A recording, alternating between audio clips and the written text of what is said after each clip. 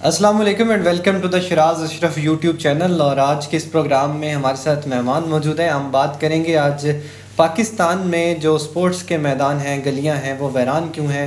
आजकल के बच्चे नौजवान कहाँ हैं, वो क्यों ग्राउंड्स के अंदर एक्टिव नज़र नहीं आते, क्यों गलियों में उस तरह से क्रिकेट, उस तरह से फ़ुटबॉल वो चीज़ें नहीं होती जैसे पहले हो रही थी।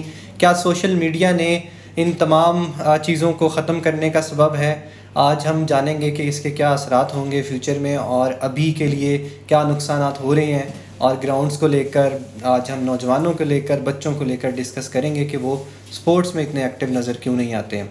मेरे राइट साइड पे मैं तारुफ़ करवा देता हूँ, मेरे साथ मौजूद हैं हाफ़िज़ मोहम्मद एहसन साहब, और मेरे लेफ़्ट साइड पे मौजूद हैं असद हबीब साहब। और इनके साथ बैठे हैं, इनका तारुफ़ करवाना ज़रूरी नहीं है क्योंकि इनको आप पहले ही जानते हैं, शराज अशरफ साहब, जिनके चैनल से हम मुखातिब हैं। तो मेरा पहला क्वेश्चन भी शराज अशरफ साहब से ही है कि शराज साहब, सबसे पहले तो आप बहुत शुक्रिया, आपने टाइम दिया, आप लोग आए यहाँ पर। मैं आप बाकी दोस्तों का भी शुक्रिया अदा करता हूँ। मेरा पहला क्वेश्चन आपसे ये है कि बताइएगा कि आज से चंद साल पहले किस तरह से गली मोहल्लों में क्रिकेट नज़र आया करती थी। ग्राउंड सजे होते थे, बच्चे क्रिकेट खेलते थे, बच्चे बल्कि वालिदैन स्ट्रिक्ट करते थे कि ना जाएं बाहर, या कम खेलें या कम टाइम दें, लेकिन बच्चे जो ज़िद करके बाहर क्रिकेट खेलने, फ़ुटबॉल खेलने और गेम्स खेलने जाया करते थे।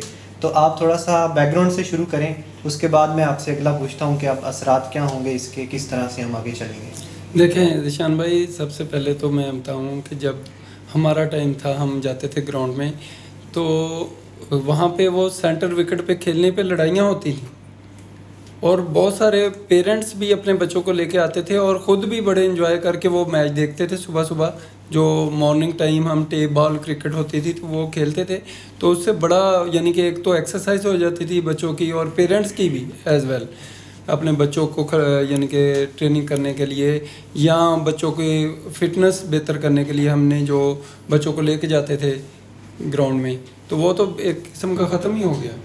असद साहब, आप भी बताएं, आप भी चूँकि एजुकेशनिस्ट हैं, आप इस चीज़ पे वसी तजर्बा रखते हैं, बच्चों से आपकी इंटरेक्शन भी होती है। तो आज से चंद साल पहले बच्चे जो थे उनमें क्या फ़िज़िकल ऐसी चेंजेस थे, क्रिकेट खेलते थे, गेम्स खेलते थे, जो कि आज के बच्चों में नहीं है? क्या मेंटल ग्रोथ या क्या इफेक्ट्स आ रहे हैं? बिस्मिल्लाहिर्रहमानिर्रहीम। ज़िशान साहब, बहुत शुक्रिया आपका कि आपने मुझे आज यहाँ पे दावत दी। सबसे पहले मैं आपको प्रोग्राम का थोड़ा सा बैकग्राउंड ज़रूर बताऊंगा, फिर मैं आपके क्वेश्चन की तरफ आऊँगा। मैं शराज अशरफ साहब को बहुत डाई हार्ट फ़ैन था इनका। मैं इनके प्रोग्राम्स को जब देखता था तो मैंने इनसे एक क्वेश्चन किया कि सर, आप ये जो सारा प्रोग्राम करते हैं कि ये किस तरह से आप ये क्रिएट करते हैं और किस तरह से आप इसको लेके चल जाते हैं, क्योंकि बड़ा इंफॉर्मेटिव वीडियोस इनकी हैं चैनल्स के ऊपर, डिफरेंट टॉपिक्स के ऊपर। आज आप समझ लें कि मैंने एक किस्म का मैंने इनको ना छापा मारा इनको चेक करने के लिए, तो बड़ा मैं इनका सबसे पहले सर बड़ा शुक्रिया अदा करूँगा कि इन्होंने मुझे इसको मेरा एक्सेप्ट किया खुले दिल के साथ। तो आज मैंने देखा, अपनी आंखों के सामने से देखा कि ये कैसे ये सारी चीज़ें हो रही हैं और कैसे ये कंटेंट क्रिएट हो रहा है एक हमारे लिए। तो आज के सर टॉपिक के हवाले से कि जैसे T20 का हमारे मैचेस भी चल रहे हैं, आज से आप एक वर्ल्ड कप या उससे पीछे वर्ल्ड कप में चले जाएं तो उसकी तैयारी, जैसे अगर क्रिकेट टीम तैयारी करती थी, उससे ज़्यादा तैयारी हमारे घरों में हुआ करती थी। अब वो चीज़ें नज़र ही नहीं आ रही क्योंकि सोशल मीडिया का दौर है, हर बंदा मोबाइल ऐप्स के थ्रू लगा हुआ है और लोगों के पास टाइम नहीं है। जैसे क्रिकेट फास्ट हो गया, लोगों का टाइम ख़त्म हो गया। बाकी इसकी जो सर एक्चुअल जो नॉलेज है, एक्चुअल जो जिस तरह पूरे माशरे पे जिस तरह ये सिस्टम चल रहा है, उस पर ज़्यादा जो ग्रिप है वो हमारे one and only Sharaj Ashraf साहब के पास है। हम इनसे ज़रूर जानेंगे इनकी ओपिनियन कि सर ये इनके, आप भी बताएं, इस पर रोशनी डालें सर कि क्या वजह है सर। देखें, जब से ये मोबाइल, एंड्रॉयड मोबाइल आया, मेरे हिसाब से ये मोबाइल नहीं होना चाहिए था। पता नहीं मेरी ये सोच सही है कि नहीं सही, लेकिन ये होना नहीं चाहिए था। उससे आपकी सोशल गैदरिंग ख़त्म हो गई। इवन कि आप घर में बैठे हैं तो आप अगर 4 लोग बैठे हैं तो चारों अपने मोबाइल पे लगे हुए हैं। मेरी ये मैं अपने घर में हूँ तो मेरी कोशिश होती है कि मैं अपनी वालदा के पास ज़्यादा बैठूँ मोबाइल की निस्बत, अपने बच्चों को टाइम दूँ। क्रिकेट के हवाले से मैं, यकीन करें, मैंने यानी कि अभी मेरा बच्चा छोटा है, थोड़ा सा बड़ा हो ले तो मैंने उसको क्लब में दाखिला लेके देना है और मैं ख़ुद उसको लेके जाऊंगा खेलने के लिए। मेरी ख्वाहिश है कि मेरा बेटा क्रिकेट खेले, बहुत अच्छी चीज़ है। क्रिकेट खेले। सर मुझे सॉरी पता चला इनकी बात काटी कि मुझे पता चला ये खुद बड़े अच्छे बॉलर हैं। फर्स्ट बॉल इन्होंने अटैक की है और फर्स्ट बॉल को जब ये खेलने के लिए इसको आए हैं तो बड़ी इनकी टीम है। सर वो हम एक वर्ड यूज़ करते थे ना, ओपन प्लेयर, जी जी, जिसको पंजाबी में कहती है यार बंदा बाहरों वंगा रहा हुआ। तो ये ओपन खेलने के लिए सर जाते थे लोग। जिस तरह से इमरान खान सर अपनी टीम को जब बैटिंग की ज़रूरत है तो बैट पे आ रहा है, जब बॉलिंग की ज़रूरत है तो बॉल करने आ रहा है। तो मैंने अपनी लाइफ में सिर्फ सुना था, लेकिन लाइव अगर किसी को देखा है तो ये शहराज अशरफ साहब हैं कि जिन्होंने पहली बॉल के साथ नई गेंद के साथ बॉल भी की और फर्स्ट बॉल को इन्होंने फेस भी किया। हाफ़िज़ साहब, आप भी चूँकि माशाल्लाह काफ़ी अरसे से एजुकेशनिस्ट हैं और आप इन चीज़ों को बड़ा डीपली देखते हैं, मैं आपसे भी ये पूछना चाहूँगा कि ये जो स्पोर्ट्स हुआ करती थी जो कि नहीं है इस वक्त, ग्राउंड भी वीरान है, गलियाँ भी वीरान हैं, बच्चे मोबाइलों में लगे हैं, उनको प्राइवेसी चाहिए, उनको अलग स्पेस चाहिए। इवन अब तो बच्चे, वो पहले बच्चों में चाह होता थी कि नानकों पे जाएंगे, वहाँ पे कुछ टाइम स्पेंड करेंगे। अब बच्चा चाह रहा होता है कि मैं घर पे ही रहूँ, कंफर्टेबल रहूँ, अपने कमरे में रहूँ, अलग कमरे में रहूँ, मुझे प्राइवेसी मिले और मैं अपना मोबाइल यूज़ करूँ। क्या इसके असरात क्या हो सकते हैं और ये किस तरह से एक माशरे की सकाफ़ती जो इक़दार है उसको डैमेज कर रहा है? जी शान साहब, मैं एक ही लफ्ज़ में इसका जवाब दूंगा जो शराज साहब ने दे दिया है कि ये नहीं होना चाहिए। सही कह रहे हैं, बस ये जवाब है।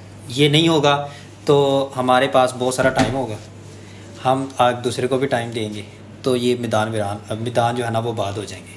बाकी शराज साहब इस बात को सेकंड करेंगे, मैं इनकी इस बात से एग्री करता हूँ कि ये मोबाइल नहीं होना चाहिए। देखें, अभी तो ये काम हो गया ना, मोबाइल आ गया, तो इसको आप पॉजिटिव यूज़ करें।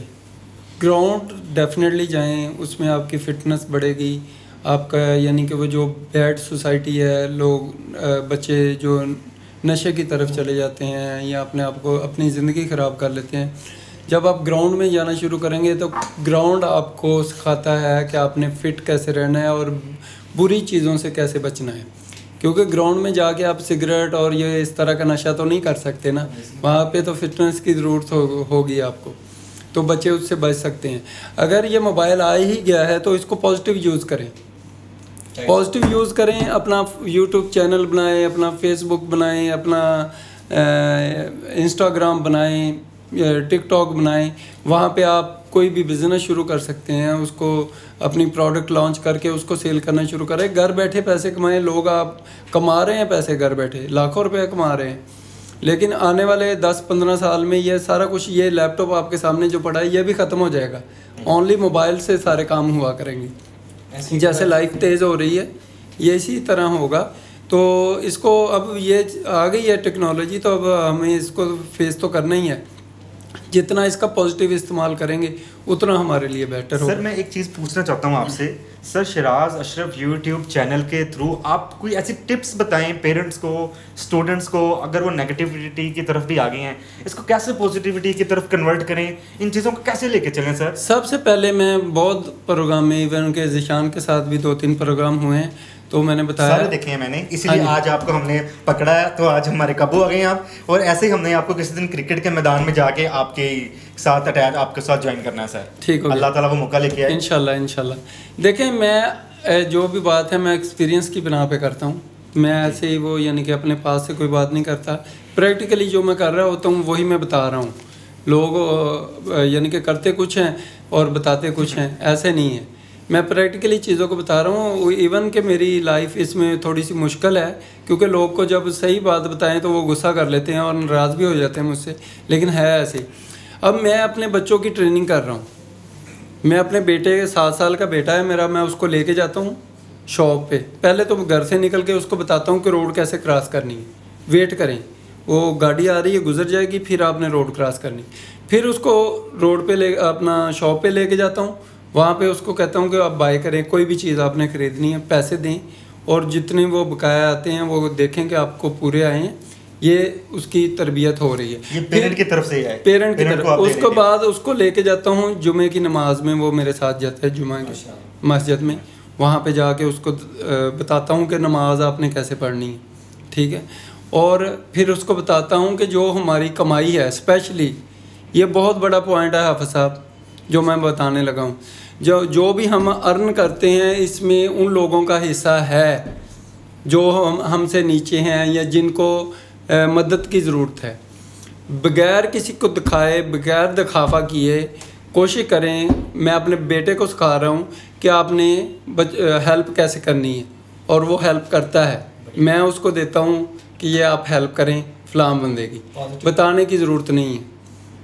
ये एक बहुत ज़रूरी है। नेक्स्ट अगर आप ये बच्चों को सारी ये तरबियत उनकी बेहतर करेंगे तो इंशाल्लाह वो जब टीन एज से निकलेंगे वो एक मैच्योर इंसान होंगे। किसी नौजवान नस्ल टीन एजर्स जो कि 12 से 18 साल के बच्चे हैं ना, 16 साल के बच्चे हैं, उनको भी आपने 3 टिप्स ऐसी बताएं कि जिसकी वजह से वो अपनी पॉजिटिविटी की तरफ आएँ, खेलों के मैदान आबाद करें।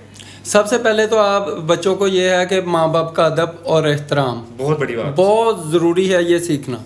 ठीक है, मोस्टली आजकल के बच्चे हैं जो वो कुछ ही नहीं समझते, वो कहते हैं वाला साहब कहते हैं कहाँ पे हो, अब्बा जी मैं आ जाता हूँ थोड़ी देर में हूँ। ये ऐसे नहीं चलेगा। आप रिस्पेक्ट के दायरे में रह के मेरी वालदा की उम्र है 85, अब मैं यहाँ से जाऊँगा, अगर मैं लेट हो गया, आज डेफिनेटली लेट हूँ, तो मैंने उनको फ़ोन करके बताना है मैं इतने बजे आऊँगा।